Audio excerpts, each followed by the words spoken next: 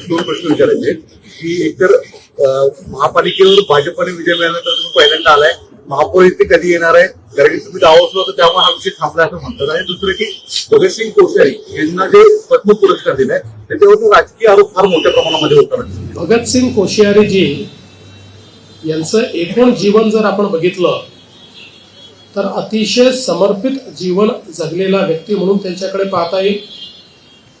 आणि या देशाच्या एकूण प्रगतीमध्ये ज्यांनी हातभार लावला त्यांच्यापैकी ते एक आहेत.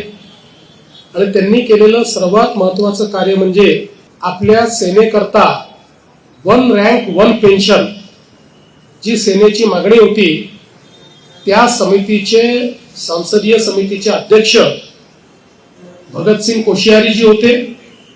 आणि त्यांच्या रिपोर्टवर भारत सरकारने इतक्या वर्षाची जी सेनेची मागणी होती 1 रँक 1 पेन्शनची ती मागणी मान्य केली.